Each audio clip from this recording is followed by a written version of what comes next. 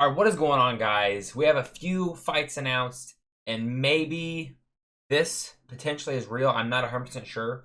I've been seeing a lot of people online saying that Bryce Mitchell is going to be moving down to bantamweight, and he will be taking on Said Nurmagomedov July 26th at UFC Abu Dhabi. I don't know if this is 100% true and confirmed, but I did want to kind of cover this first. This was the first story that broke, but it's kind of interesting. So Bryce had some success at 145. I don't quite remember if he cracked the top 10. I know at one point he was at least number 11. He might have been number 10 at one point. He might have been when he fought Ilya. I can't remember exactly. Nonetheless, I don't know if he's going to be able to make 135. I mean, I'm assuming if he's saying he's going to move down to 135, and let's just say in theory he has accepted this fight at 135, he has to believe that he can make 135. And he's not like the biggest guy for 145. He seems, especially in his last few fights, seems to be getting out-muscled a lot. And the higher level in competition he's been facing, more trouble he's been having. And that pressure pace, heavy wrestling, heavy pressure pace he likes to put on people seeming to not work for him as well anymore. And in his last few fights, like in the John Silva fight, he did not look very good at all. The striking didn't look very good. And he's not really had the best striking ever. He always just kind of, not like bad, like Juliana Pena bad, but just throw stuff just so he can set up his grappling and just shoot takedowns, and whether it gets him or not. Now, as far as the matchup with Said Nurmagomedov, I think, okay, let's say Bryce gets down, he makes the weight, 135, 136. Said Nurmagomedov has, even though he lost, was his last fight or two even, he has very good front head chokes. He's got very good guillotines, very good ninja chokes. Imagine Bryce shoots him on a takedown and gets ninja choked back to back. I could see Said Nurmagomedov getting him with either one of those chokes, or even like a Darce or an Anaconda choke as well. And same on the feet. I think Said is much better in the striking department. He's primarily a striker. He's much better in the striking department than Bryce. I think, you could give Bryce Mitchell the cardio advantage. But how's his chin going to hold up cutting an extra 10 pounds? I don't know. So, I don't know if this is real.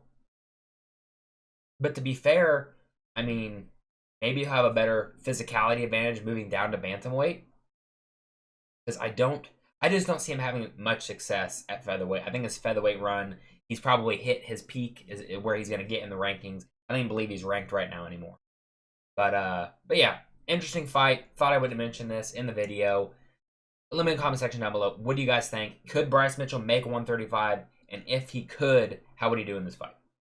Moving up, another fight announced that I was excited for. Actually excited for this fight. I know it's going to be, I think, an Apex card. I'm not 100% sure. I'm pretty sure it's an Apex card. But we have Azamat Bakoyev versus Torrez Finney. When I made my fights to make video, I'm pretty certain I put Bakoyev with Bruno Fajeda, and Finney, who did I put him with? Put him with someone. I don't remember who I put him with. But I kind of had this matchup in my mind already. And then this is a good fight. Can Torrez Finney actually do something besides just wrestle in the fight and do absolutely nothing else besides wrestle? Because when Valentin would hit him, Finney kind of looked lost on the feet. Now, I'm going to give the guys dues. In his previous fights, both on the Contender Series and like the local fights he was doing better. He was performing better, but he's facing lesser level opposition than he is in the UFC so far. And I don't even rate Robert Valentin that highly. Azamat Bakoyev, however, I do rate him pretty highly. I think he's a pretty good prospect in the middleweight division. And then it's a very good matchup. I see Bakoyev I definitely see him winning. I'm leaning towards a finish of some type, whether it be, I don't see this, it could be like a KO TKO. I don't really see him submitting Torrez Finney. I could see him hurting him, dropping him, and then getting the submission. The only kind of path for Torrez Finney to win is use the wrestling, get him down, hold him down, and do stuff. I mean, yes, he could get him down and hold him down and do nothing and still win the fight like he did in his last fight. Nobody wants to watch him do that.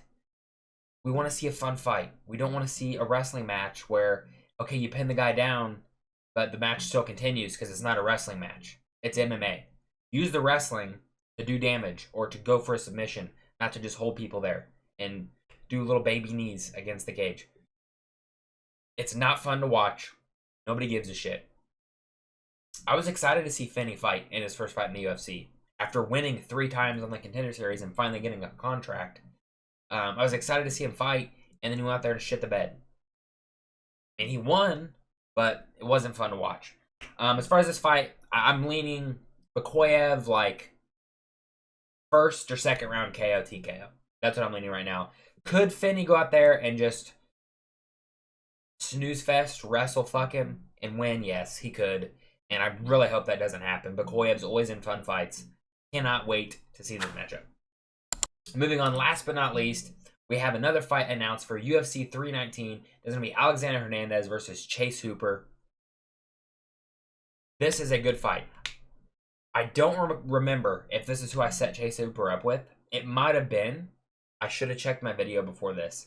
That kind of sounds vaguely familiar that I was at least thinking about matching these two up together.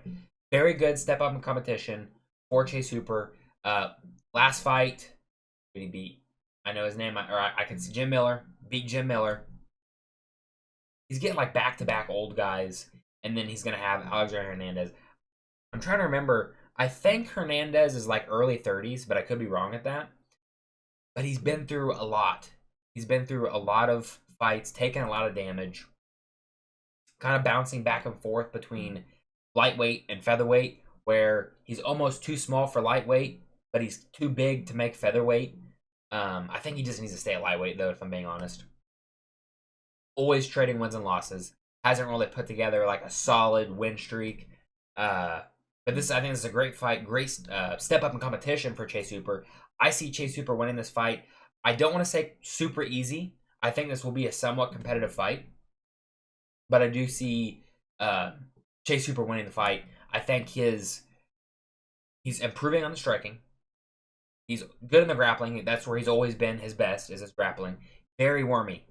Like, very hard to... Like, I don't see Hernandez, like, really trying to go in there and, like, grapple with him. I think Chase Hooper definitely has the grappling advantage. I will say, though, Alexander Hernandez does have the power advantage. He can knock Chase Hooper out. I think it can be done. I think it's possible. Has Chase Hooper been knocked out before? He might have been knocked out before, or at least dropped, hurt, and TKO finished. Low-key excited for this fight. This could probably... I wouldn't push it as far as to say it should be on the pay-per-view. Depending on what else is going to be on this pay-per-view, which this is the Dricus du Plessis versus Hamzat Chimaev card. This could headline the prelims. Or the, I think this is a really solid lightweight matchup. Really excited for it. And for my early prediction, I'm going to be going, I think, Chase Hooper decision. If you're picking Hernandez, again, you're probably picking him to win via KO, TKO. I think Chase Hooper also has the cardio advantage.